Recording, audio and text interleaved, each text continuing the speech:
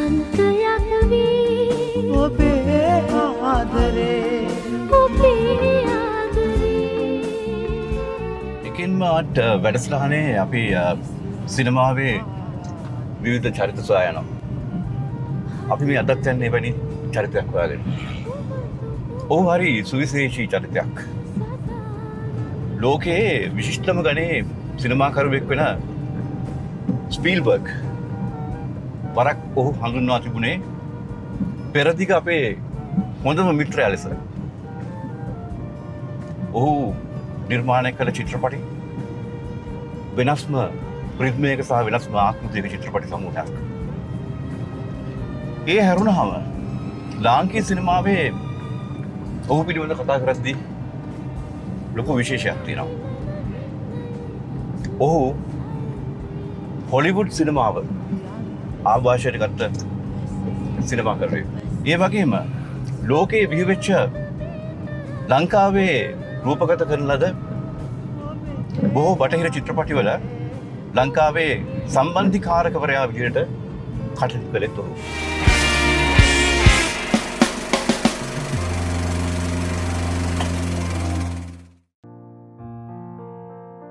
මම පොඩි කාලේ මගේ අපේ තාත්තගේ අම්මා තාත්තගේ ගෙදරට සුදු මාත්‍යෙක් ආවා. ඉතින් අපේ මේ ගයක් රෙන් කරන්න. ඉතින් අම්මා කිව්වා කොච්චර කාලෙද කියලා. මාස 6කට. අම්මා කිව්වා නෑ අපි මාස 6ට දෙන්න ඕනේ නෑ. අවුරුදු ගාන තමයි දෙන්නේ. හැබැයි මම එතන වුණා. මම දැක්කා මේ මිනිහාගේ අමුතු විදියක් තියෙනවා. මම ෆිල්ම් එන්තූසියස්ට්. මම හැම ෆිල්ම් එකකටම යනවා. ඉතින් මට හිතුණා මෙයා ෆිල්ම් මිනිහෙක් වගේ. අම්මා මම කිව්වා අම්මා දෙන්න මේක කියලා. ඉතින් අම්මා ඒක දුන්නා. එයා ආවේ මේ property master from Bridge on the River Kwai.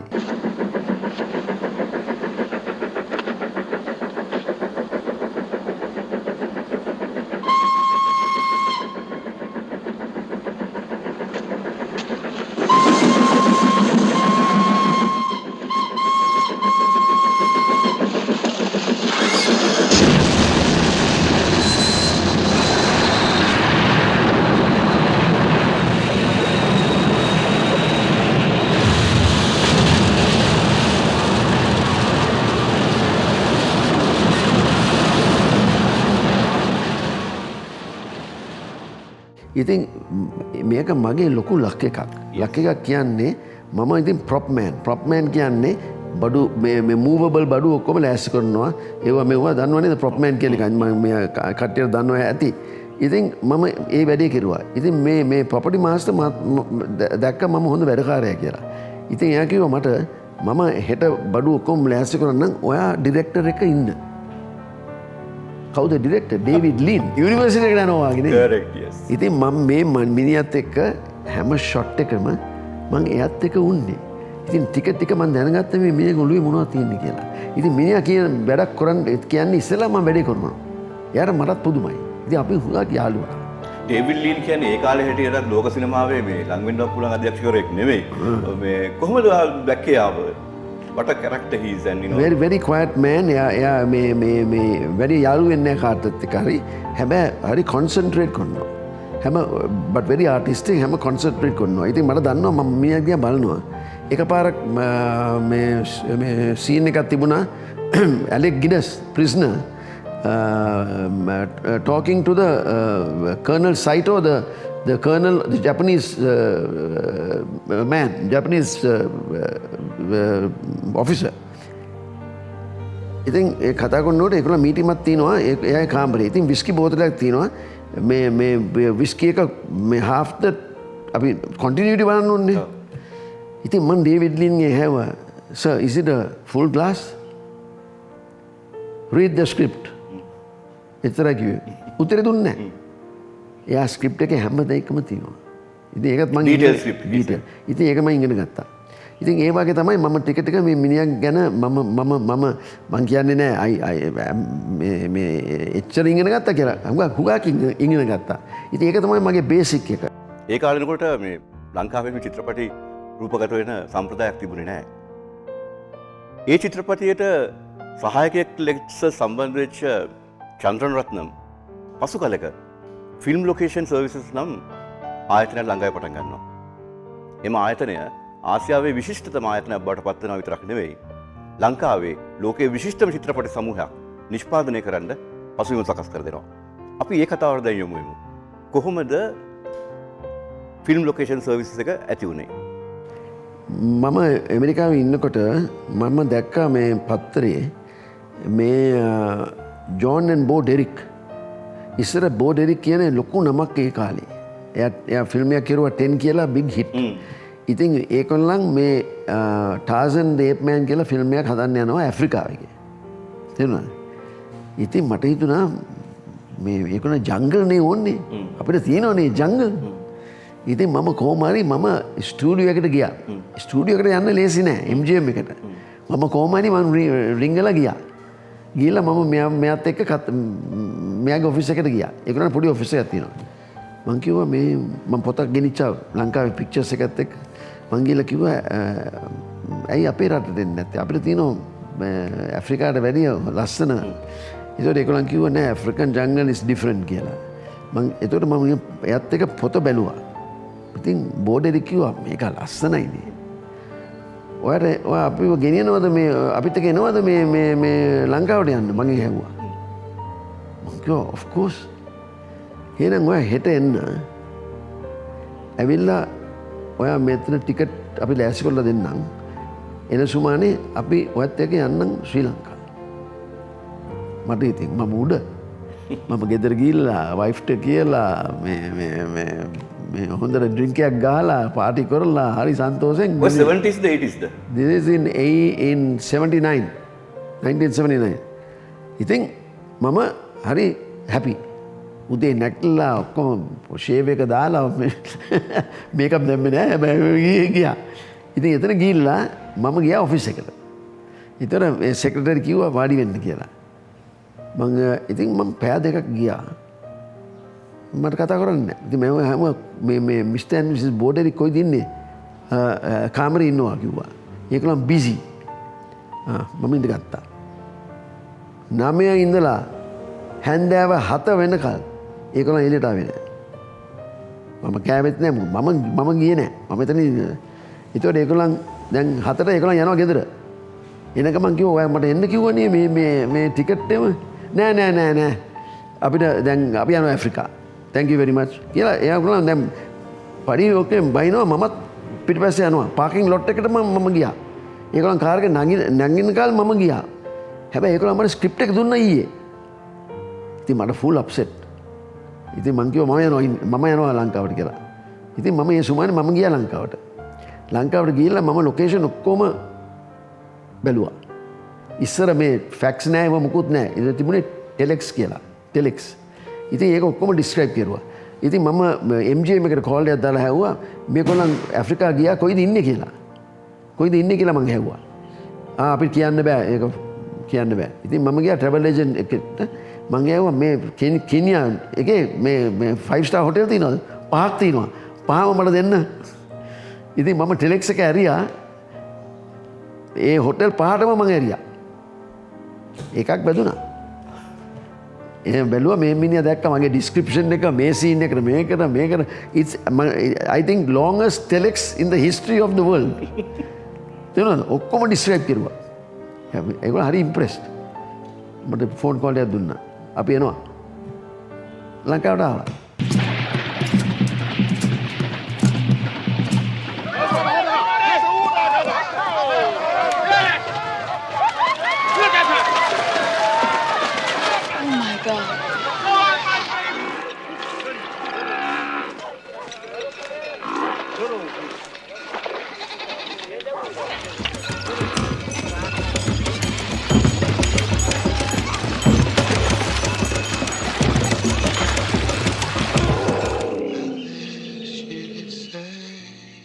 උඩුවත කෙල ගෙනිච්චා මේ ගෙනිච්චා හේ ගෙනිච්චා ඔක්කොම ලස්සනයි.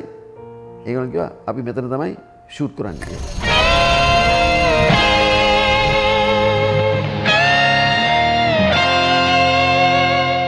අපි කතා කරේ හිටියේ අර ෆිල්ම් ලොකේෂන් සර්විස් එක පටන් ගත්ත කාලේ ගැන. බෝරඩ් හම්බෙච්ච කාලේ ගැන. ඊටු ටිකක් කියන්න. ඔව් ඉතින් දැන් මේ ටාසන් ෆිල්ම් එක හදනකොට ඒගොල්ලන් ඉක්විප්මන්ට් උත් ගෙනාවා. ඉතින් ඒකලන් මේ යනකොට මං ඒ equipment සල්ලියට ගත්තා. එතකොට ඒ කාලේ මම ටීම් එකක් සෙට් කෙරුවා. අශෝක පෙරේරා මේ කට්ටියක් සෙට් කෙරුවා මේ ටීම් එකක්. ඉතින් මට හිතුණා මට මේක හොඳ බිස්නස් එකක් කියලා. ඉතින් මට චිත්‍රපටි ආදරය තියෙන නිසා මම මේ ෆිල්ම් ලොකේෂන් සර්විස් එක පටන් ගත්තා ඒ වෙලාවේ.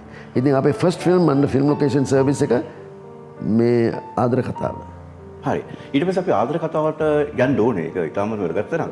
ෆිල්ම් ලොකේෂන් සර්විස් එක ජාත්‍යන්තරව විශාල චිත්‍රපටි සංඛ්‍යාවක් නිර්මාණය කරලා තියෙනවා 50කට අධික. ඔව්. ඒයින් වැදගත්ම කීපයක් මතක් කරමු. ඕ දැන් ෆේමස් ඒවා ඉතින් ඉන්ඩියානා ජෝන්ස් ටෙම්පල් ඔෆ් ඩූම් මදර් තෙරීසා ඒ වගේ ලොකු ෆිල්ම්ස් අපි කෙරුවා. හැබැයි පොඩි ෆිල්ම්ස්ුත් කෙරුවා. විශාල සංඛ්‍යාවක්. ඒකට පස්සේ මම මේ ටීම් එක අරන් ගියා මැලේසියා මං ගෙනිච්චා. අපි ඉන්ඩෝෂීන් හැදුවා. ඇකඩමි අවෝඩ් විනිං ෆිල්ම් ඉන්ඩෝෂීන්. ඒතර ලංකාවේ කෙරුවා වෝටර්. ඒ වගේ ලොකු ෆිල්ම්ස් අපි කෙරුවා. කාපට් වීවර් අවෝඩ් හම්බුණා. ඒ වගේ හුඟක් පික්චර්ස් කෙරුවා. මෙතන මේ ප්‍රශ්නයක් ආවා මේ JVP කාලේ අපිට ටිකක් මෙතන මිනිස්සු එන්නේ නැහැ ලංකාවට. ඉතින් මම කම්පැනි එක දැම්මා ෆිල්ම් ලොකේෂන් සර්විස් ගෙනිච්චා මැලේසියාවට. මැලේසියාවේ අපි ෆිල්ම්ස් 10ක් විතර කෙරුවා. අපේ ටීම් එකත් එක්ක.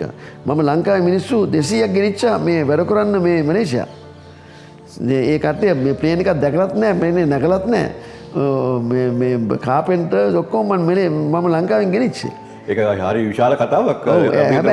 හැබැයි දැන් අපිට අපේ කට්ටියට කියන්න බෑ. ඒගොල්ලන්ගේ ඉන්ඩස්ට්‍රි එක දැන් සෙටප්. මේ ෆොරින් මිනිස්සුන්ට එන්න දෙන්නේ ඉන්දියාව වැඩ කරන්නේ. ඒ කාලේ කවුරුත් නැහනේ. ඒගොල්ලන්ට බිස්නස් එකක් තිබුණේ නැහැ. අපි තමයි මලේසියාවේ බිස්නස් එක උස්සලා ගත්තේ. චන්ද්‍රන් රත්නම්ගේ පියා ද්‍රවිඩ ජාතිකයෙක්. මම සිංහල ජාතික කාන්තාවක්. ඔහුගේ ප්‍රථම චිත්‍රපටය ආදර කතාවක්.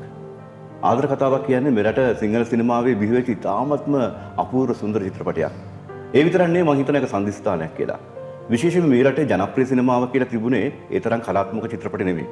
නමුත් ආදර කතාව මෙරට ජනප්‍රිය සිනමාව තුළ බිහිවෙච්ච මුල්ම ඉතාමත්ම නිර්මාණ චිත්‍රපටයක්. අපි කතා කරමු ආදර කතාව ගැන. මේකේ පසුබිම මොකද්ද? මේක මම පොඩි කාලේ ඉඳලා මේ අර බිජොන්දරි බෙක්වායි එකේ වැඩ කරලා පස්සේ මගේ හිතේ තිබුණේ ෆිල්ම්ස් කරන්න. ඉතින් මම ස්ක්‍රිප්ට් එකක් ලිව්වා. මගේ අම්මනි තාත්තා අල්ලපු ගෙදර උන්නේ. ඒක ලව් ඇෆෙයාර් එකක්. ඉතින් මේ දෙපැත්තෙම ඔපොසිෂන් තිබුණා. ඉතින් මට මේක ලේසි ලියන්න ඇයි දන්නවද? මට දන්නවා මේ දෙමළ ගෙදර මොන කතාවද එන්නේ කියලා, සිංහල ගෙදර මොන කතාවද එන්නේ කියලා. ඒක තමයි ඒක ෆිල්ම් එකේ ලස්සන තියෙන්නේ. ඒ කාලේ ඒගොල්ලන් මේ මැරේජස් වැඩි වෙන්නේ නැහැ. ඉතින් දෙමළ කට්ටිය සිංහල කට්ටියට බනිනවා, සිංහල කට්ටිය දෙමළ කට්ටියට බනිනවා. ඒ වගේ ප්‍රශ්නෙනුත් මම ඒකට දැම්මා. ඇත්ත කතාවනේ. ඉතින් ඒකත් එක්ක මම අවුරුදු 15ක් මේක හදන්න මම වෙන එක්කෙනෙක් හැමතැනම ගියා මේ සල්ලි හොයාගන්න. මගේ තාත්තා හරි පෝසත්. හැබැයි තාත්තත් සල්ලි සතයක් හරි දුන්නේ නැහැ මේ ෆිල්ම් හදන්න. එයා කිව්වා පිස්සුද? ගිහලා මේ ලෝයර් වෙන්න, මේව වෙන්න, ડોක්ටර් වෙන්න දන්න. ඒ කාලේ ડોක්ටර්, ඇකවුන්ටන්ට් එහෙම තමයි කියන්නේ. ඉතින් මට ඒව වැඩක් නැහැ. ඉතින් කොහොම හරි මම සල්ලි කවුරුත් මට සල්ලි දුන්නේ නැහැ. අවුරුදු 15ක් මම මේ ස්ක්‍රිප්ට් එක අරන් ගියා. ස්ක්‍රිප්ට් එක ලිව්වට පස්සේ අවුරුදු 15ක් ගියාට පස්සේ තමයි මම ෆිල්ම් එක හැදුවේ. ඉතින් මම අර ටාසන් එකේ සල්ලි ටිකක් හම්බු වෙලා ෆිල්ම් ලොකේෂන් එක පටන් ගත්තා. ඒක තමයි අපේ පළවෙනි ෆිල්ම් එක. මගේ ෆිල්ම් එක. ආදර කතාව. දැන් ඔබ කිව්වා වගේ ඔබ අර ගෙවල් දෙකේම හිටු එක්කෙනෙක් සිංහල ගෙලදරයි දමිළ ගෙදරයි. දැන් ඔය කියන කාලේ වෙනකොට ඔය මේ තාත්තගේ අම්මගේ ප්‍රේම සම්බන්ධනේ දැන් උතනට මේ ආදර කතාවට පසුබිම් වෙන්නේ. නමුත් ඔය කාලේ මේ ලංකාවේ ඔය ජනවාර්ගික අර්බුදයක් කියලා එකක් තිබුණේ නැහැ. සමහරට සිංහල කල්චර් එකයි ටැමිල් කල්චර් එකයි එකතු වෙලා තිබ්බ විරෝධයක් විතරයි. හැබැයි පසු කාලීනව ලංකාවේ ඇති වෙනවා සිංහල දෙමළ විශාල කෝලාහල තත්ත්වයක් සහ යුද්ධයක් ඇති වෙනවා. ඒ ගැන හිතලා බලනකොට මොකද හිතෙන්නේ මේ ඔබට? We are one nation, one country. I am a Tamil. But we can, my political philosophy is very simple. We can't separate our country. This is our country. So we all agree that was a wrong move.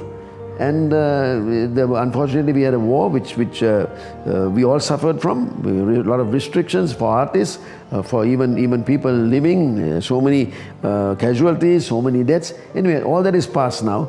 and I think that the only racial differences come into play in America or in Sri Lanka or in any country only when there's an election.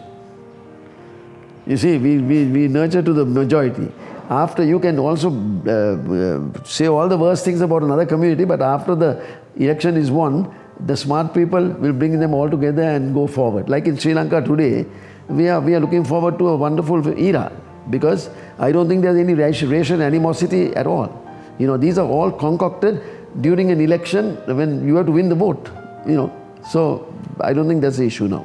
ඔබ හරි වැදගත් පණිවිඩයක් ලෝකෙට දෙන්නේ. ඔබේ සිනමාව ගත්තොත් ඔබේ සිනමාව බොහෝ දුරට මේ බටහිර සිනමාව විශේෂයෙන් හොලිවුඩ් සිනමාව ආభాෂයට ගත්ත සිනමා සම්ප්‍රදායක් ඔබට තියෙන්නේ. අපිට හොලිවුඩ් සිනමාවේ ලක්ෂණ ගැන ටිකක් කියන්න. ඔව් දැන් මේමයි. දැන් ඒසියන් රටවල් වලේ ඒක ලොකුම ඉන්ෆ්ලුවන්ස් එක ආවේ යුරෝපියන් සිනමයි. නොයි අර මේ ජැපනීස් යුරෝපියන් සිනමා තමයි. මම ඒකෙන් ඉන්ෆ්ලුවන්ස් වුණේ නැහැ. හොඳද නරක නෙමෙයි. ඒක නෙමෙයි වැඩි. මම ඉන්ෆ්ලුවන්ස් වුණේ හොලිවුඩ් ෆිල්ම්ස් එක්ක. ඇයි මම හොලිවුඩ් එකේ අවුරුදු 38ක් වුණා. එතන මම වැඩ කෙරුවා. ඉතින් මම හොලිවුඩ් ෆිල්ම්ස් තමයි මගේ ඇඟේ තිබුණේ. ඉතින් ඒ ස්ටයිල් එකේ තමයි මම යන්නේ. ඉතින් දැන් මේ ෆ්‍රාන්ස් රටේ හොඳ ඩිරෙක්ටර්ස් ඉන්නවා. ඒගොල්ලන්ගේ ස්ටයිල් එක මට කරන්න බෑ. ඒක මට ඉන්ට්‍රස්ට් එකක් නුත් නැහැ. මේ හොලිවුඩ් ස්ටයිල් එකේ අය දන්නවද? මගේ ප්‍රයිම් එක එන්ටර්ටේන්මන්ට් කුණුවarpයක් නෙමෙයි. දැන් ඒගොල්ලන් කතා කරන්නේ එන්ටර්ටේන්මන්ට් මේ වචන කමර්ෂල් එන්ටර්ටේන්මන්ට් ඒවා නරක වචන නෙමෙයි. ඒවා තියෙන්න ඕනේ. ඒක කමර්ෂල් වයබිලිටි එක තියෙන්න ඕනේ. නැත්තම් අපි ඒකෙන් හම්බ කරුවේ නැත්තම් අනිත් ෆිල්ම් එක හදන්න බෑ. ඉතින් මේ එන්ටර්ටේන්මන්ට් කියන්නේ මට හිතේ මේ එක්කෙනෙක් ෆිල්ම් එක බලන්න ගියොත් නැකිටලා යන්නේ නැහැ. පොප්කෝන් ගන්න යන්නේ නැහැ. මේ වොෂ්රූම් එකට යන්නේ නැහැ. බලාගෙන ඉන්නවා. ඒක තමයි එන්ටර්ටේන්මන්ට් කියන්නේ. සල්ලි දුන්නා බැලුවා පික්චර් එකක් ආයිමත් එන්නත් පුළුවන්. යාළුවටත් එන්න කියනවා ඒ වගේ.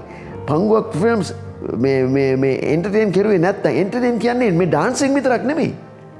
මේ මිනිස්සුන්ට හිතන්නේ කමර්ෂල් කිව්වම එන්ටර්ටේන්මන්ට් කිව්වම මේ ඩාන්සින් සින්දු නෑ. එන්ටර්ටේන්මන්ට් කියන්නේ ඔයාගේ හිත අල්ලගෙන ඉන්නවා ඒ පැය එකමාරට. ඔයාගේ ටෙන්ෂන් එක ගන්නවා. ඔයා එන්ජොයි කරනවා. ඒක එන්ටර්ටේන්මන්ට් එක කියන්නේ.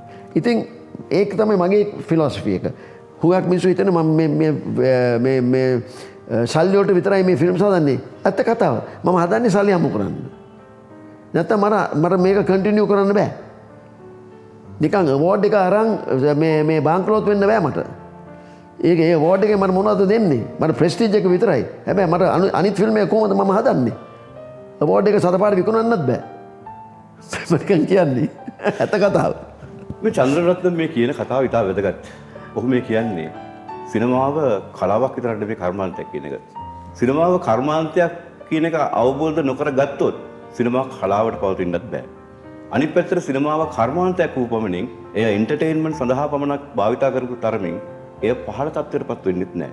එහි නිර්මාණාත්මක ගුණය වෙනස් දෙයක්. ඔබ ගොඩක් වෙලාවට හොලිවුඩ් සිනමාවෙන් ආభాෂය ලැබපු නිර්මාණකරුවෙක් පුද්ගලයෙක්. ඔබට වඩාත්ම බලපාපු චිත්‍රපටි මොනවද? සිනමාකරුවෝ මොනවද? මගේ හීරෝස් මගේ අයිකොන්ස් ඕසන් Wales, citizen Kane, David Lean, Bridge on the River Kwai, Lawrence of Arabia, Ryan's Daughter, Dr. Zhivago, Steven Spielberg, Schindler's List. එයා මේ මිනිස්සු හිතන්නේ එයා කමර්ෂල් ඩිරෙක්ටර් කෙනෙක් කියලා. එයා සීරියස් ඩිරෙක්ටර්. Schindler's List කියන්නේ කොච්චර සීරියස් ෆිල්ම් එකක්ද? E.T. ඉතින් Raiders of the Lost Ark, Indiana Jones. ඉතින් ඒ ෆිල්ම්ස් හදලා ඒවා මේ සක්සස් වුණා. ඉතින් මගේ හීරෝස් ඉන්නේ ස්ටීවන් ස්පීල්බර්ග්. යුරෝපියන් මේ එකෙනෙකුත් මට ඉන්නවා. ඉටලියන් සර්ජියෝ ලියෝනි. එයාත් හරි වැදගත් ඩිරෙක්ටර් කෙනෙක්. ඒගොල්ලන් තමයි මට ඉන්ෆ්ලුවන්ස් කෙරුවේ. අර ඕටෝ සිස්ටම් එක මම අල්ලන්නේ නැහැ. ඕටෝ සිස්ටම් එක ඒක කියන්නේ මම. මගේ වචනේ මම නෙමෙයි. අපි. දැන් මේ ෆිල්ම් ඉන්ඩස්ට්‍රි එකේ ලෙඩේ මේකයි. ෆිල්ම් එකක් හදලා කියනවා මගේ මම ඉන්ටර්විව් මම නිකන් කියන්නේ ඉන්ටර්විව් එකක් දුන්නම මම මේක කෙරුවා මම මේක කෙරුවා මම තනියම කරන්න බෑනේ මේක පේන්ටිං එකක් නම් මට පුළුවන් මම කරන්න. ෆිල්ම් එකක් මම බෑ. මම වචනේ බෑ. මේකේ තියෙන්නේ අපි වචනේ. ඒ කියන්නේ මගේ කැමරමන් නැතුව, මගේ ආර්ට් ඩිරෙක්ටර්, මගේ ඩිසයිනර් නැතුව, මගේ සවුන්ඩ් මෑන් නැතුව, මගේ ටී ගර්ල් නැතුව මට ඒක කරන්න නැතුව මේක මට කරන්න බෑ. ඉතින් ඒ ලෙඩේ තමයි මෙතන තියෙන්නේ. යුරෝප් එකේ තියෙන ඕටෝ සිස්ටම් කියලා. ඕටෝ මට නම් තේරෙන්නේ නැහැ, මට ඕනෙත් නැහැ තේරෙන්නේ. මට ඒක කිව්වා මට හරි තරහයි. ඒ කියන්නේ මම තමයි හැදුවේ කියලා. ඉතින් මේ ලොකු ඩිරෙක්ටර්ස්ලා නම් කියන්න ඕනේ නැහැ මේ ෆ්‍රාන්ස් රටේ ඒකලන් හැදුවේ.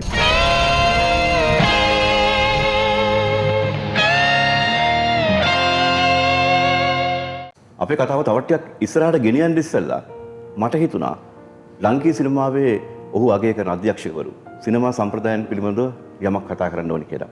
අපිට කියන්නකෝ ගැන. ලංකාවේ සිනමාවේ මට නම් මම වැඩි සිංගල ෆිල්ම්ස් බලන්නේ නැහැ. හැබැයි මම හරි පිකි මොකද්ද මම බලන්නේ කියලා. මට ඉතින් මම වසන්ත ඔබේසේකරගේ ෆිල්ම්ස් මට ආසයි. ලෙස්ටර්ගේ ෆිල්ම්ස් ආසයි. මම වැඩිම ආස ප්‍රසන්න විතානගේ ෆිල්ම්ස්. ප්‍රසන්න විතානගේ is හරි good in මගේ ඔපිනියන් එකේ the best Sinhala film director. එයාගේ කතන්දර බලන්න අපිට මට නම් සතුටුයි. ඔබ සිනමාවට ඔබේ පළවෙනි නිර්මාණය කරපු කාලේ ලංකාවේ සිනමාවේ ලොකු ප්‍රබෝධයක් තිබුණා. උදාහරණයක් විදිහට Dharmasena Pathiraja. Dharmasena Pathiraja very good director. ඉතින් මම ෆිල්ම්ස් දෙකක් ප්‍රොඩියුස් කෙරුවා. මේ ලෙස්ටර් එකක් කෙරුවා වැයකන්ද වලව්ව. ලෙස්ටර් අවුරුදු 15කට ෆිල්ම් එකක් කරලා නැහැ. එයා ගැන මිනිස්සු කතා කරනවා විතරයි. එයාට කිසි chance එකක් දුන්නේ නැහැ. ඉතින් ස්වර්ණ මලවරච්චි ඇවිල්ලා මට කිව්වා ඇයි මෙයාට chance එකක් දෙන්නේ නැති කියලා. එහෙම ඒක නිසා එයා ඒක කිව්වට පස්සේ තමයි මම ලෙස්ටර්ට ගිහලා කිව්වේ අපි ෆිල්ම් එකක් කරමු කියලා. ඒක තමයි වැයකන්ද බලව්ව. ඒක මේ ෆයිනෑන්ෂල් සක්සස් එකක් නෙමෙයි. හැබැයි මට දැනුණා ඇත්ත කියන්න ඕනේ මට දැනුණා මෙයාත් එක්ක ෆිල්ම් එකක් කෙරුවොත් අවුරුදු 15කට පස්සේ ෂුවර් එක කෑන් එන්න ගියයි කියලා. ඉතින් මම කොහොමද කෑන් යන්නේ මට අනගන්න නැහනේ. මේ මිනිහාගේ කරේ ගියොත් මට පුළුවන් මේ රෙඩ් කාපට් එක දාන්න එතන. ඉතින් මම ඇත්තටම ඒක නිසා තමයි මම මේ ෆිල්ම් එක හැදුවේ. සල්ලි අම්මු කරන්න නෙමෙයි. ඉතින් මට දන්නවා අවුරුදු 15කට පස්සේ මේ බෙස්ට් ෆිල්ම් එකක් ඕනේ ෆිල්ම් එකක් හැදුවොත් එයාට එන්න කියනවා කෑන් එකට. ඉතින් ඒක මගේ ඒක වුණා. අනිත් එක මම තව ෆිල්ම් එකක් කෙරුවා මේ ප්‍රොඩියුස් කෙරුවා තීර්ථ යාත්‍රා කියලා. මෙයත් එක්ක මේ වසන්ත ඔබේසේකර එක්ක අපි දින්න බෙස්ට් පික්චර් අවෝඩ් එක දින්න and best actor ඔක්කොම දින්න. ඉතින් මං ඒ දින්නම මට හරි මට ආසයි ඒගොල්ලන්ගේ ෆිල්ම්ස්. ඉතින් මං ඒක තමයි ඒක සපෝට් එක දුන්නේ.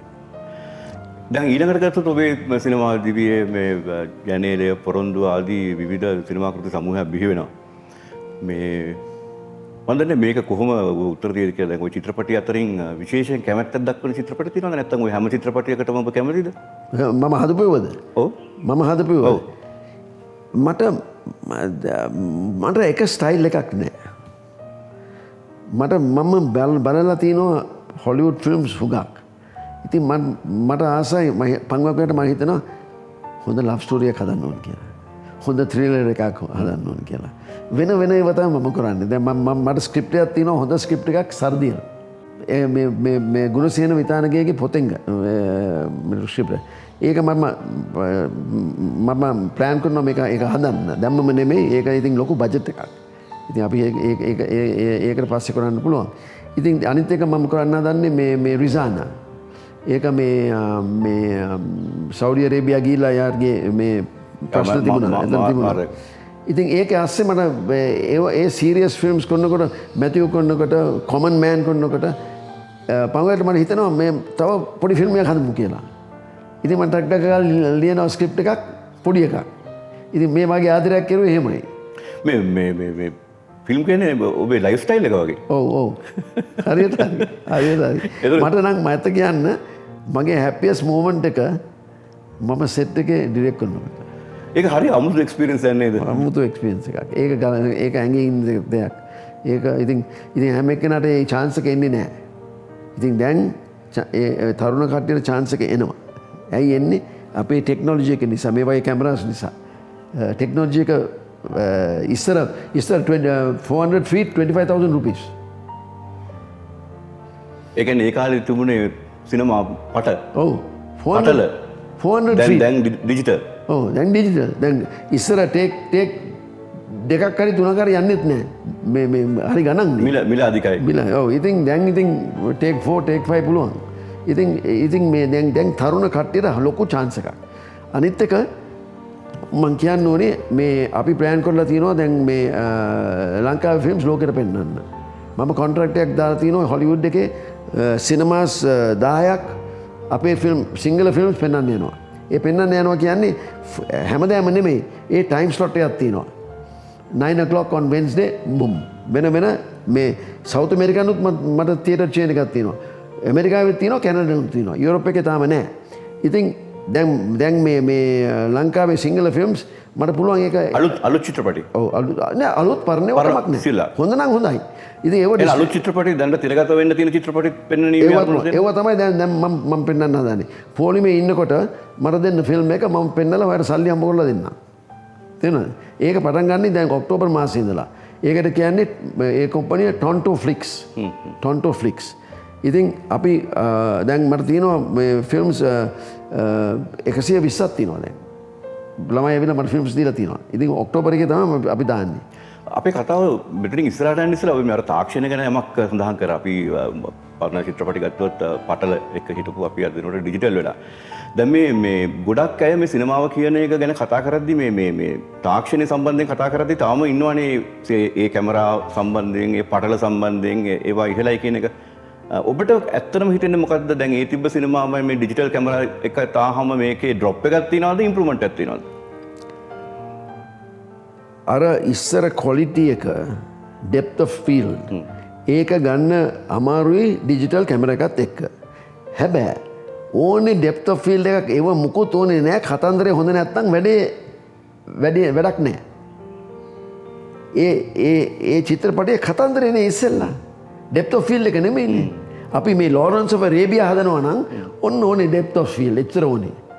පික්චර් ක්වොලිටි එක අපි අරක versus ඩිජිටල් versus ඉස්සර දැම්මොත් පික්චර් ක්වොලිටි එක සාමාන්‍යයෙන් කලර් එක ඩෙප්ත් එක අමුරනහම ඒක ගැන මොකද හිතෙන්නේ? නෑ ඒක වෙනසක් තියෙනවා. වෙනසක් තියෙනවා. හැබැයි මම කියන්නේ ඒ ස්ටෝරි එක නැත්නම් මොනවද අපි කතා කරන්නේ? මේ නරක ස්ටෝරි එකක් අපිට ආස නැති ස්ටෝරි එකක් තියෙනවා නම් depth of field is good, color is good, everything is good වැඩක් නෑ. ඉස්සෙල්ලා මේ කතන්දරේ බලමුකෝ. ඒකට පස්සේ ක්වොලිටි එක දැන් ඩිජිටල් ක්වොලිටි එක මට නම් ඩිජිටල් ක්වොලිටි එක ඇති. මට ඕනේ මේ එච්චර මේ ක්වොලිටි එක.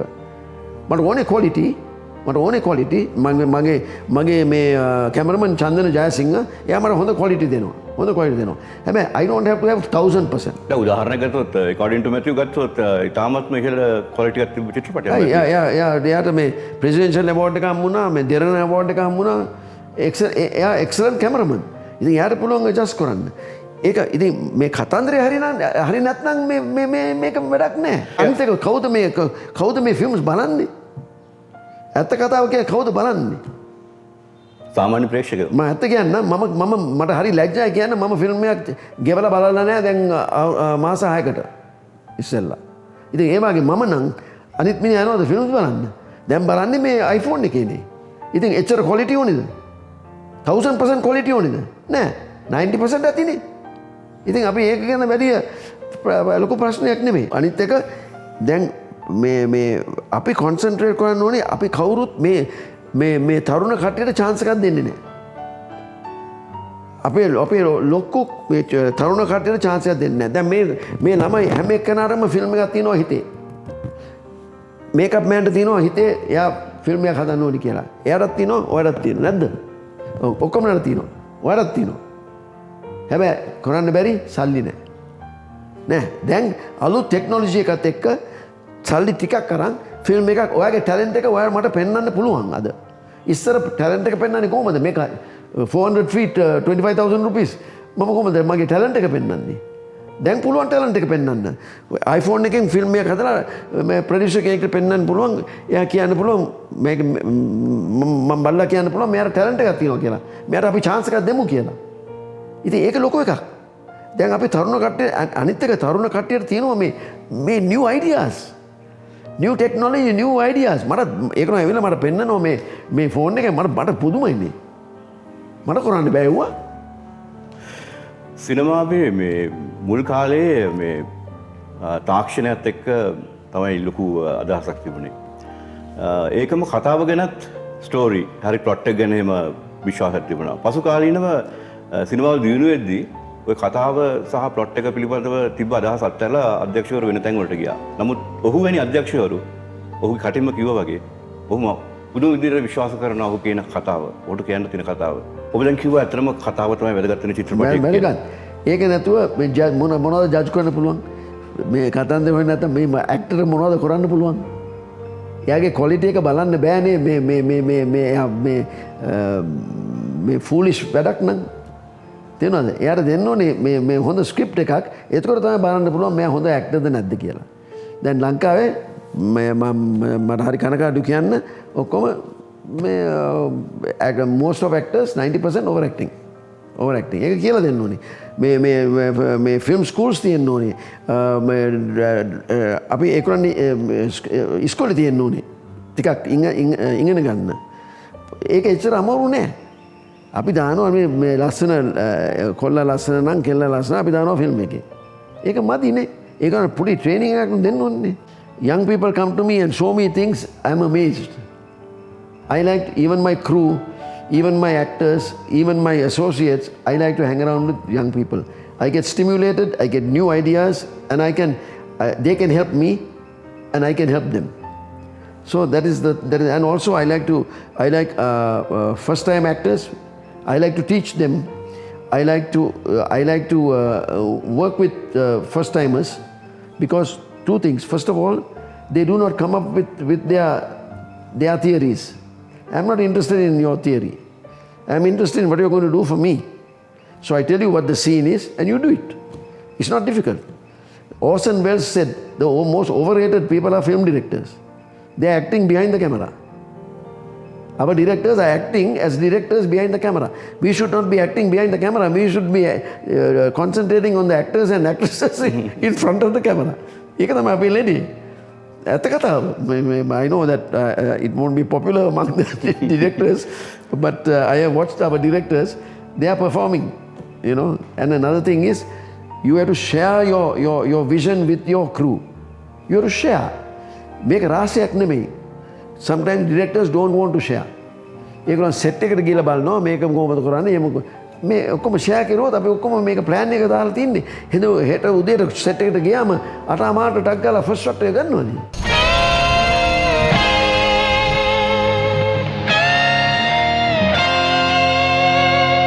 ඔබ සිනමා දිවිය ගත්තොත් විවිධ වකවානුවල විවිධ චිත්‍රපටි ඔය නිර්මාණය කරලා තියෙනවා.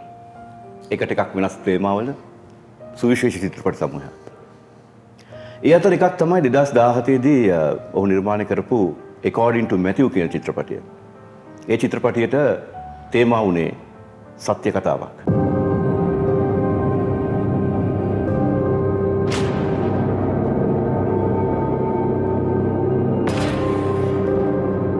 You've been a great help to Randy and me. We really appreciate it. That's what we're here for. I don't think we could ever repay you. But if there is anything, just let me know.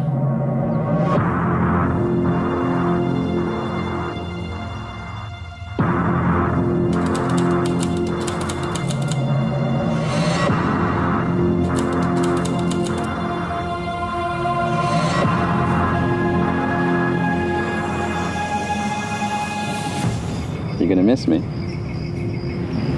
Of course.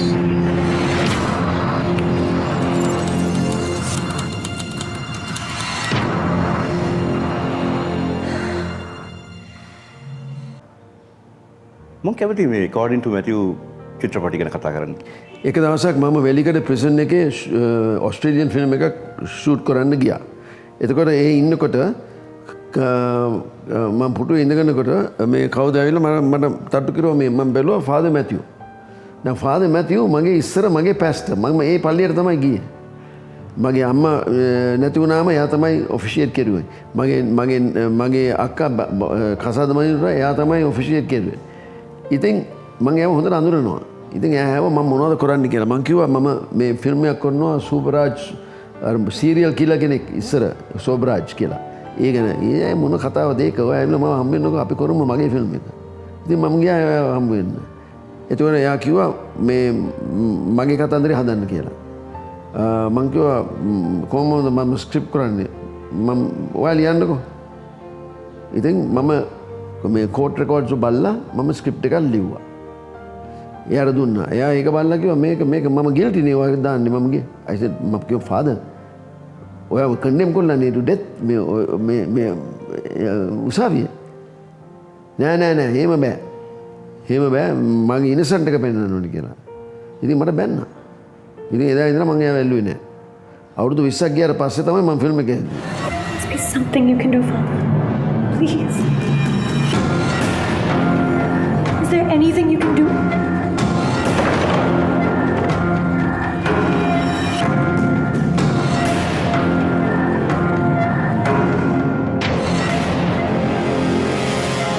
කවුද ඇවිල්ලා කිව්වා මේක හොඳ script එකක් අය හදන්න නැත්තේ කියලා. මම කිව්වා ඒ කාලේ මම ඒක හරි ගියේ නෑ. මේ අප්සෙට් කරන්න ෆාදර් මැතිව් අප්සෙට් කරන්න මට ආස නෑ. ඉතින් දැන් එයා ඉවරයි. දැන් ඇයි මේක කරන්නේ නැත්තේ කියලා. ඉතින් මට මිට ඇයි නැත්තේ කියලා. ස්ක්‍රිප්ට් එක හොඳයි. ඉතින් අපි හැදුවා. දැන් ඔබේ ඔය චිත්‍රපටිය ගත්තත් මම මේ අහන්නේ පොදුවේ අහන්නේ ප්‍රශ්නයක්. දැන් මේ හොඳ මිනිස්සු කියලා එක කොටසක් නරක මිනිස්සු කියලා තව කොටසක් එහෙම ඉන්නවද? එහෙම නැත්නම් හැම හොඳ මිනිස්සෙකගේම නරක පැත්තක් තියෙනවද? නරක පැත්තක් තියෙන බෑගේ හොඳ පැත්තක් තියෙනවද?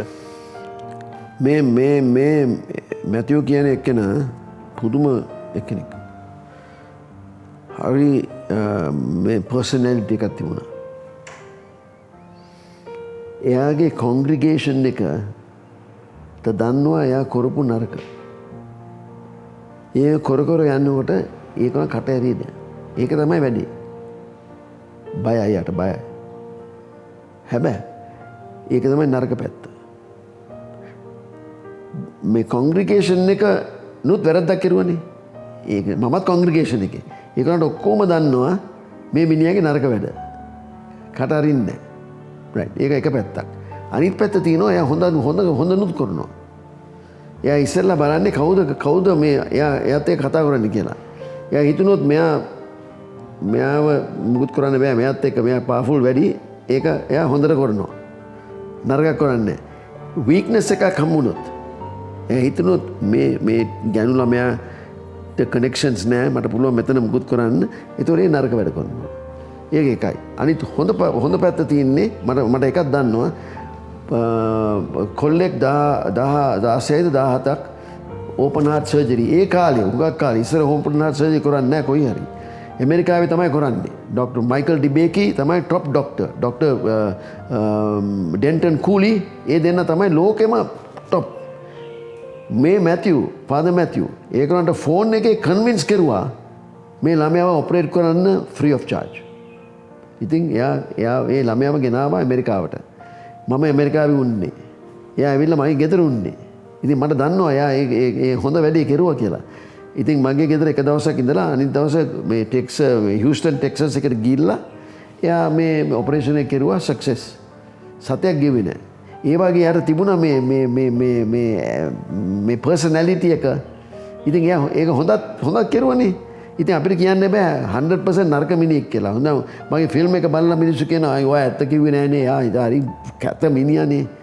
එහෙම නෙමෙයි. මම එයාව කැතකම පෙන්වන්න නෙමෙයිනේ ආවේ මම ආවේ මට දන්නේ විදියට මට දැනුන විදියට මම ෆිල්ම් එක හදනවා. නොයි කෝට් රෙකෝඩ්ස් එක තමයි සපෝට් එක දෙන්නේ. එයාව කන්ඩෙම් කෙරුවා. කන්ඩෙම් ටු ඩෙත්. බයෙන් ඉන්න. අනිත් එක අර එයාගේ අනිත් එක්කෙනා මේ ඉංග්‍රම් එයාව රිලීස් කෙරුවා. එයාත් ගිල්ටි. ඒකට මම කටක දාන්න ඕනේ නැහැ. ඉතින් කොහොමරි මේ දෙපැත්තම යාර තිබුණා. දෙපැත්තම තිබුණා. ඉතින් මම ඒක නිසා තමයි මම වැඩි ගියේ නැත්තේ එයාගේ නරක පැත්ත එච්චර පෙන්වන්න ඕනේ නැහැ. අපි පෙන්වුවේ අර මේ කෝට් රෙකෝඩ්ස් වලේ මොකද්ද කොහොමද කන්ඩෙම් කරුවේ ඒ වර්ඩික්ට් එක තමයි මම ගත්තේ. එතන මම ෆිල්ම් එක නැවතුවා ඒ වර්ඩික්ට් එකට පස්සේ. ඒකට පස්සේ එයා අවුරුදු තව 10ක් විතර ඉඳලා එයාව මේ මිස් චන්ද්‍රිකා මණ්ඩන්නයක එයාව පාටන් කෙරුවා. May God strike you for your wickedness.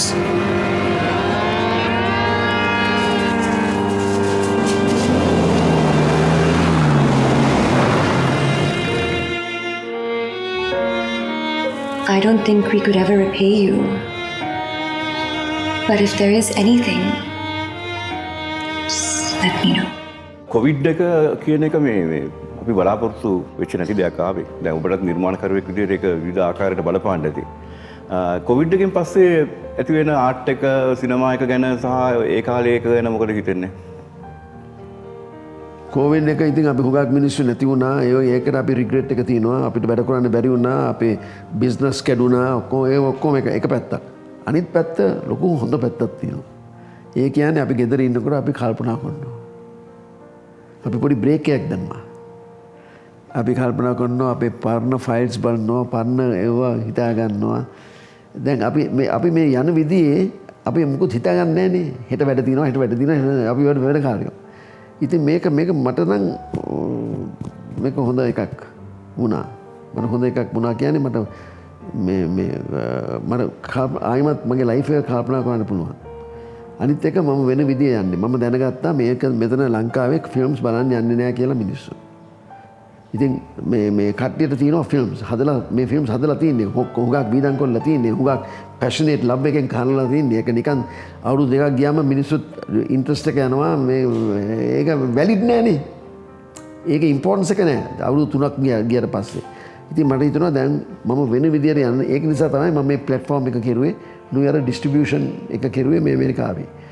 ඉතින් දැන් මම ඔයාගේ ෆිල්ම් එක ඔයා ඉන්න ඕනේ නෑ අවුරුදු 2ක් 3ක්. ඔයා මට දැම්මම දුන්නොත් මාස දෙකකින් වර සල්ලි හම්බ වෙනවා. අපේ මේ සාකච්ඡාව තුළ මේ චන්ද්‍රරත්නම් කියෝ වගේ මේ ගොඩක් දේවල් වෙනස් වුණා. දැන් අපි සිනමාව කියලා හිතුවේ මේ සිනමාව කියන්නේ ඇවිල්ලි ඉවරලා ෆිල්ම් හෝල්ස් බේස් කරගත්ත ආර්ට් එකක් කියලා. නමුත් අද වෙනකොට ඊට වඩා වෙනස්. අන්තර්ජාලය ආවට පස්සේ තවත් එන්ටර්ටේන්මන්ට් ඉන්ඩස්ට්‍රි එකේ දේවල් වෙනස් වුණා. අද මං හිතන හැටියට ලොකුම වෙනස තියෙන්නේ මොබයිල් ෆෝන්ස් වල. මේ මොබයිල් ෆෝන්ස් මේ එන්ටර්ටේන්මන්ට් ඉන්ඩස්ට්‍රි එකේ ලොකු වෙනසක් කරයිද? 100% ලොකු වෙනසක් කරයි. ඒක නිසා මේ අලුත් කට්ටියට ෆිල්ම්ස් හදන්න උවමනාවක් තියෙනවා. ෆිල්ම් බිස්නස් එක මේ පස්සට ගියේ නෑ. ෆිල්ම් බිස්නස් එකට ඉස්සරහට ගියා. හැබැයි පෙන්වන්නේ මෙතඩ් එක තමයි වෙනස් වුනේ. තේරුණාද? හැබැයි දැන් IMAX එකෙන් හොඳ මේ ලොරන්ස් ඔෆ් අරේබියා වගේ ෆිල්ම් එකක් හැදුවොත් මිනිස්සු යයි සිනමා එකට බලන්න. හැම ෆිල්ම් එක බලන්න යන්නේ නැහැ සිනමා එකේ. අයි මේකේ බලන්න පුළුවන්. හෑන්ඩ් ෆෝන් එකේ බලන්න පුළුවන්. දැන් කවුරුත් ඇවිල්ලා කිව්වොත් අලුත් ෆිල්ම් එකක් තියෙනවා මේක මේ සුනාමි ගැන කියමුකෝ. දැන් ඔයාලා බලන්න ආසයිනේ. ටක් ගාලා මේකේ බලනවනේ. තේරුණාද? ඉතින් ඒක තමයිනේ. ඉතින් තියටර් එකට යන්න අපේ ලයිෆ් ස්ටයිල් එක වෙනස් වුණා. කෝවිඩ් එකෙන් තව වෙනස් වුණා. ඉතින් මේ ලේසි විදිය මේකයි. ඉතින් අපි ඒක අපි ගණන් ගන්න ඕනේ. අපිට කියන්න බෑ නෑ මට නම් මගේ ෆිල්ම් එක පෙන්වන්න එපා මේ iPhone එකේ මට ඕනේ මගේ රීගල් තියටර් එක. හොඳයි ඒක ගිහලා පෙන්වන්න. හැබැයි එතන නෙමෙයි වෙන්නේ වැඩ. වැඩ වෙන්නේ මෙතන.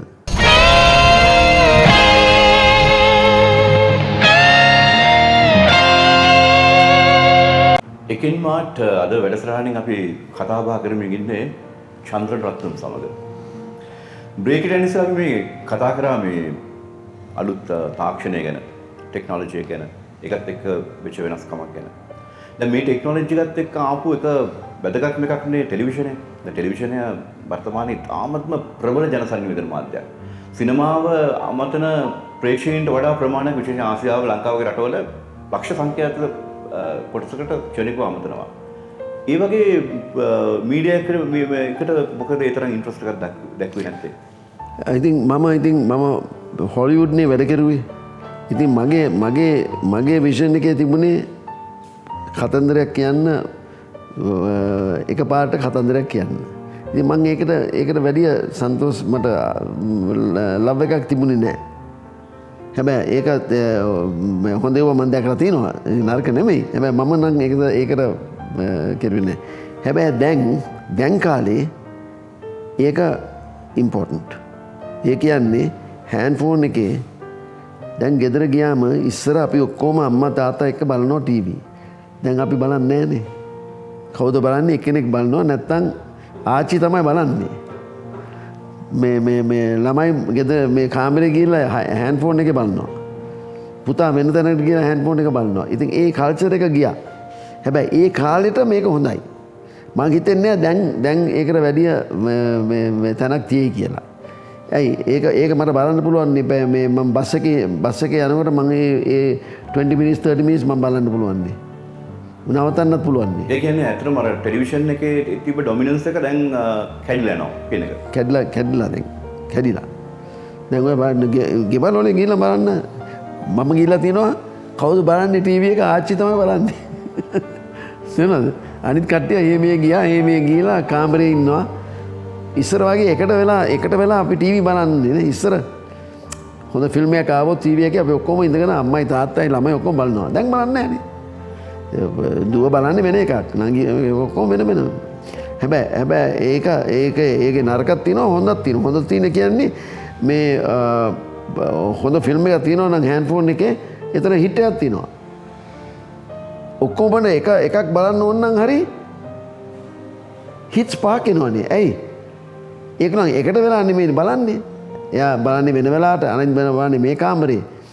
ඒකට වෙලා ෆිල්ම් බලන්න කාලේ ගිහිල්ලා. අපි මේ කතා කරා වගේ සිනමා ශාලාවල පෙන්වන හදපු චිත්‍රපටි පසුගිය කාලවල රූපවාහිනී තිරය කේන්ද්‍ර කරගෙන නිෂ්පාදනය වුණා. දැන් අද වෙනකොට සිනමා කරන්න සිද්ධ වෙනවා. සමහරට අනාගත වෙනකොට මේ මොබයිල් ෆෝන් වලින් සිනමාව බැලීමේ විශාල සීග්‍රයෙන් එහෙම වෙනසක් වෙන්න පුළුවන්. ඒ නිසා හැම විටකම අපිට සිද්ධ වෙනවා කලාවේ සහ තාක්ෂණයේ දිනුවත් එක්ක කටයුතු කරන්න. මම ආසයි ඔබ මම දන්නවා ඔබ සිනමාව කියන්නේ ඔබේ ජීවිතය.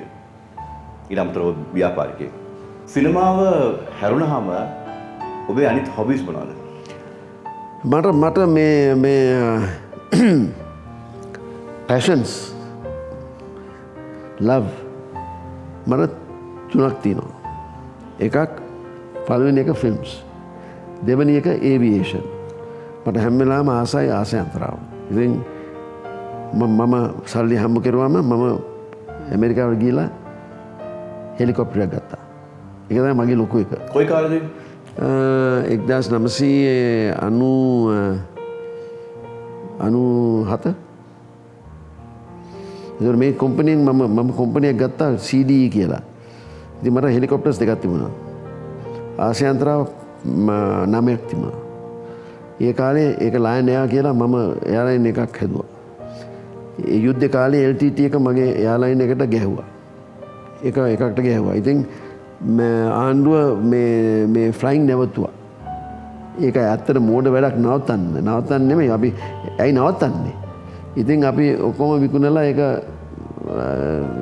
වැඩේ ඒක ඩිස්කන්ටිනියු කෙරුවා. කොහොමද මට ඉස්කෝලයක් තියෙනවා. මම පයිලට් ට්‍රේන් කරනවා.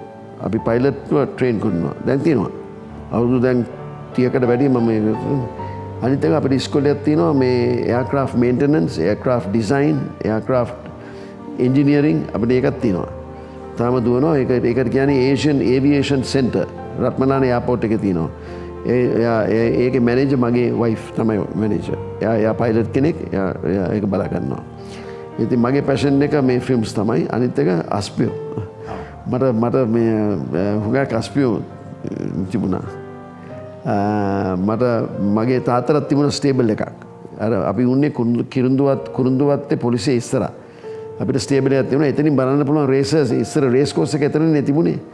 ඉතින් මගේ තාත්තට තිබුණා රේස් හොර්සස්. එයාට ඕනේ මේ ගවර්නර්ස් කප් එක දිනන්න තමයි. ඒ කාලේ ගවර්නර්ස් කප් කිව්වම ලොකු වැඩක්. හැබැයි එයා ෆේස් කෙරුවා හැබැයි බැරි වුණා. ඉතින් මම පටන් ගත්තා. මම ගවර්නර්ස් කප් දෙකක් දින්නා. ඉතින් ඒක තමයි මගේ පැෂන් එක. ආස්පයෝ එයාප්ලේන්ස් මූවීස් ඒක තමයි.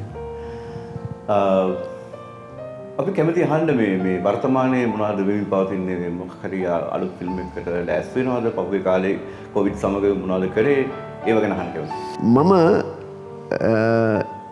එකක් හරියට කෙරුවොත් ඒකෙන් නවත්තන්නේ නැහැ මම බලන්නේ වෙන ඩිරෙක්ෂන් එකට යන්න. තේරුණාද? දැන් මගේ මම මේ ආරම්භයෙන් කියනව නෙමෙයි මම කරපුව හුඟක් මිනිස්සු කරනවා. ඒක මගේ ෆලෝ කරනවා. මගේ මාත් එක්ක වැඩ කරපු කට්ටිය මගේ අයිඩියාස් අරන් ඒගොල්ලන් කරනවා. ඒව වෙනවා. ඉතින් මම ඒකට වැඩි ඉස්සරහට යනවා. ඉතින් මේ කොවිඩ් කාලේ මම ප්ලෑන් එකක් දැම්මා මේ distribution of singular films throughout the world. ඒකට කියන්නේ Tonto Flix. ඒක මේ ඔක්තෝබර් මාසේ එනවා. අනිත් එක මම ෆිල්ම්ස් හදන්න නවත්තලා නැහැ. මම හදන්න යන්නේ අර මේ රිසානාගේ කතන්දරේ ඒක එකයි. පොඩි කතන්දර හදන්න එනවා. මේ අපේ Tonto Flix එකට අපි ඕනේ පොඩි කතන්දරේ. මිනිත්තු 40යි. පැයක් යන්න ඕනේ නැහැ. දැන් ඕගොල්ලෝ තරුණ කට්ටිය ඇවිල්ලා මට ස්ක්‍රිප්ට් එකක් දුන්නොත් මට ඒක ආස නම් මම ඒගොල්ලන්ට දෙනවා equipment දෙනවා. කැමරාස් ලයිට්ස් ඔක්කොම මම දෙනවා ඒගොල්ලන්ට මේක වැඩේ කරන්න. editing facilities දෙනවා. post production facilities දෙනවා. සල්ලි දෙන්නේ නැහැ. ඒගොල්ලන් සල්ලි ගේන්න ඕනේ. ඒගොල්ලන්ගේ මේක ගෙවන්නේ ඔය ඔක්කොම. හැබැයි අපි සපෝට් එක දෙනවා. ඒක එයාගේ ෆිල්ම් එක. ඒක මේ පොලිමේ දාලා යාර ඕනේ එකක් කරන්න පුළුවන්. අපිට වැඩක් නැහැ. අපිට ඕනේ ෆොරින් ඩිස්ට්‍රිබියුෂන් එක විතරයි. ඒක තමයි දැන් අපි ඩීල් එක කරන්නේ. හුඟක් තරුණ කට්ටිය ඇවිල්ලා මත් එක්ක කතා කරලා තිනවා. දැන් 4ක් විතර ෆිල්ම්ස් ඒගොල්ලන් හදනවා දැන්. මම දෙනවා කැමරා එක, මම දෙනවා ලයිට්ස්, ඩොලීස් ඔක්කොම දෙනවා. එකින් මාත් නරඹන සිනමාවට පිවිසෙන්න ආශාවක් බලාපොරොත්තුවක් තියෙන ඔබට මම හිතන්නේ හොඳ ආරංචියක්. කොවිඩ් කාලේ හිතපු වෙන කටයුතු පටන් ගත්ත වෙන කටයුතු මොනවද? කොවිඩ් කාලේ තමයි මම අලුත් ප්ලෑන් එක දැම්මේ. දැන් ආයිමත් අපේ ජීවිතේ ආයිමත් පටන් ගන්නවා. ඒ වගේ තමයි මම බලන්නේ. ඉස්සෙල්ලා මගේ ලයිෆ් ස්ටෝරි පොතක් ලියනවා. අලුත් බිස්නස් ප්ලෑන් එකක් තියෙනවා. හුඟක් ඉගෙන ගත්තා මගේ ගැන ඉගෙන ගත්තා. මම පොඩි කතන්දරයක් කියන්නම්. මම මේ ෆයිල් වල බලනකොට මම දැක්කා මේ ෆයිල් එකක් තියෙනවා පොයිට්‍රි කියලා. මේ ෆයිල් එක ඇරියා. මේ පොයම්ස් 50ක් තිබුණා එකේ. මම අන්න මේ කවුද මේක කිරුවේ කියලා. මගේ හෑන්ඩ් රයිටින් එකේ. මම අවුරුදු 19 ලන්ඩන් එකේ වුණා මම මේ පොයම්ස් 50ක් කෙරුවා. මට මතකත් නැහැ. ඒ වගේ තමයි කතන්දර. දැන් ඒක පබ්ලිෂ් කරනවා මම. ඉතින් අපිට වෙන ප්ලෑන් එකක් තියෙනවා මේ ෆිල්ම් ඉන්ඩස්ට්‍රි එක දියුණු කරන්න. ඉතින් ඒක තමයි අපි දැන් කරන්න යන්නේ. අලුත් විදියට කරනවා. තව දෙයක් තියෙනවා. දැන් අපේ නළුවෝ අපේ ටෙක්නිෂන්ස් මේ ඉන්ඩස්ට්‍රි එකට හුඟක් ඒගොල්ලන්ගේ ටැලන්ට් එක දීලා ඒගොල්ලන්ට පුරුදු නැහැ ඉතර සල්ලි මේ සේව් කරන්න. ඒගොල්ලන් නායක වුණාම ඒගොල්ලන්ට සල්ලිත් නැහැ. දුප්පත් වෙලානුත් තියෙනවා. අනිත් එක ළමයිනුත් ඒගොල්ලන්ව පංගුවක් වෙලාන බලාගන්නේ නැහැ. ඉතින් ලෝකේ හැමතැනම තැනක් තියෙනවා for film veterans කියලා. ඒ කියන්නේ කවුරුත් ඒව බලාගන්න නැත්නම් එයාට අපි දෙන්න ඕනේ ඇඳක්. අපි ඩිස්පෙන්සරි එකක් තියෙන්න ඕනේ. දොස්තර කෙනෙක් ඉන්න ඕනේ මෙයාට ප්‍රශ්නයක් වුණොත් ඒව බලා ගන්න. ඒක මම සෙටප් කරලා තියෙනවා ඩිගන මම ඒක ගෙවල් 4ක් තියෙනවා. ගෙවල් 3ක් දානවා මේ එකක් ඩිස්පෙන්සරි එකක් අනිත් දෙක කාමර හැම ගේම කාමර 4ක් තියෙනවා. ඉතින් 8 දෙනෙක්ට ඉන්න පුළුවන්. ඒකෝට ඒගොල්ලන් ඉන්නවා. ඒගොල්ලන්ගේ ඩිග්නිටි එකක් තියෙනවා. නිකන් සවුත් වෙලා මැරෙන්න ඕනේ නැහැ. තේරෙනවද මං කියන්නේ? ඒක ඩිග්නිටි එකක් තියෙනවා. ඒ අපේ මිනිස්සු අපේ ඉන්ඩස්ට්‍රි එකට මේ ටැලන්ට් එක දුන්නේ මිනිස්සු. ඉතින් ඒක හරි ඉම්පෝටන්ට්. ඒක තමයි මගේ පෙට් සබ්ජෙක්ට් එක. ඒක මම කොහොම හරි මම ඒක කරනවා. මුලින්ම ඔබ දකින්නේ මේ 80 කාලේ. අපි සිනමාව ගැන බොහොම උනන්දුවක් දක්වපු කාලේ අර ඔබේ ආදර කතාව මම මුලින්ම කිව්වා වගේ අපිව මේ මෝහනයට ලක් කරා. එතකොට මම දැකපු රූපයක් තිබුණා. ඊට පස්සේ මම ඔබ 2000 කාලේ වගේ දකිනවා. ඔබ පොඩ්ඩක් වෙනස් වෙලා තිබුණා. නමුත් ඒ රූපේ හැම තිබුණා. දැන් මම අද ඔබ දකිනවා. අවුරුදු 40කට. ඔබ තාමත් ඔබගේ තරුණකම තාමත් ඔබගේ ඇඟ තුල තියෙනවා. මම මේ අහන්න යන්නේ තරුණ භවයේ රහස නෙමෙයි. ඒක ෆිලොසොෆි. ඒ කියන්නේ අපි ගොඩක් වෙලාවට මේ ආසියානු රටවල අවුරුදු 30 40 වෙනකොට අපි ජීවිතය අත්හරිනවා. නමුත් බටහිර රටවල ඒගොල්ලෝ ජීවිතේ පටන් ගන්න එතනින්. අපිට යමක් කියන්න ඔබ ගැන ඔබ හිතන්නේ. ඒක මං කියන්නේ ඒක එන්නේ අපි මට හිතගන්නේ වෙන ප්‍රොජෙක්ට් එකක් වගේ. හැම එකම වෙන ප්‍රොජෙක්ට් එකක්. දැන් මේක මං කෙරුවා ෆිල්ම් ලොකේෂන් සර්විස් කෙරුවා. දැන් ඒක එච්චර ලොකු වැඩක් නෙමෙයි දැන් ඒක පාඩු වැඩක්. දැන් අපි බලන්නේ ඒකට ඉස්සර තාම මොනවද කරන්න ඕනේ කියලා. ඒක තමයි මම ටොරන්ටෝ ෆ්ලික්ස් පටන් ගන්නෙ. ඉතින් හැම වෙලාවෙම මට අලුත් ප්‍රොජෙක්ට් එකක් තියෙනවා. හැම අනිත් එක මේ තරුණ කට්ටිය එක්ක තමයි අපි හැසිරෙන්න ඕනේ. තරුණ කට්ටිය තමයි අපිට අයිඩියාස් දෙන්නේ. අපිත් ඉතින් මට මේ තරුණ කට්ටිය එක වැඩ කරනකොට මට හරි ලොකු සන්තෝෂයක් තියෙනවා. මම හුඟක් ඉගෙන ගන්නවා තරුණ කට්ටියකින්. මගෙන් ඒගොල්ලන් ඉගෙන ගන්නවට එකක්. හැබැයි ඒකට වැඩිය මට හිතන්නේ මම ඒගොල්ලන්ගේ මම ඉගෙන ගන්නවා. ඉතින් ඒකත් ඒගොල්ලන්ගේ ඒක අලුත් එකක් නේ මට. ඉතින් ඒකට මට තව ලයිෆ් එකක් දෙනවා. ඒක තමයි මගේ ෆිලොසොෆි එක. මං ආදරෙයි නුඹට මගේ ආදරී එදා පටන් හදේ රැඳුණු වේරුවේ අපගේ හදේ තිබු ආදරේ තාමත්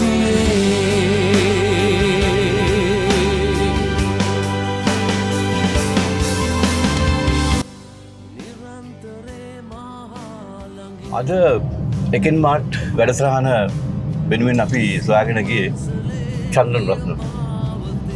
චන්ද්‍රන් රත්නම් සමග කරන සංවාදයේදී මතුවෙච්ච කාරණා සමහරක් හරි වැදගත්. මට මතක් වෙන එක දෙයක් තමයි නූතනත්වයත් එක්ක විද්‍යාත්මක දියුණුවත් එක්ක තාක්ෂණීය දියුණුවත් එක්ක සිනමාව ප්‍රමුඛ කලාවන්ට වෙනස් වෙන්න වෙලා තියෙනවා. ප්‍රේක්ෂකාගාර වෙනස් වෙලා තියෙනවා. සිනමා ශාලාව ප්‍රේක්ෂකාගාරය වෙනුවට සිනමාවල ඇවිත් මොබයිල් ෆෝන් දක්වා. ඔහු හරියට මේ සිනමාවේදී මේ කතාව ගැන විශ්වාස කරන කෙනෙක් කියලා. ඒ අතින් බැලුවාම ජීවිතය කියන්නේ සිනමාවක්. සිනමාවට වගේම ජීවිතයට කතාවක් තියෙනවා. එකෙන් මාට් එකකින් අපි ගොඩක් ඔබට කියන්න බලාපොරොත්තු වෙන්නේ අන්නේ කතාවට වැදගත් වෙන කාරණා සමූහයක්. ලබන සතියේ අපි මේ වෙලාවටම හමු වෙමු.